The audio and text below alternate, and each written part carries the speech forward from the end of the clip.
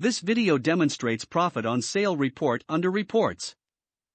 A profit on sale report indicates the items purchased and sold, purchase price, selling price and profit amount. The profit on sale report includes entries within a selected date range.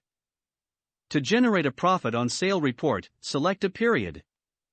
Choose whether a summarized report or detailed report. A summarized report will exclude date and invoice number. Select Output Format and Generate. That's all for this video. Thank you.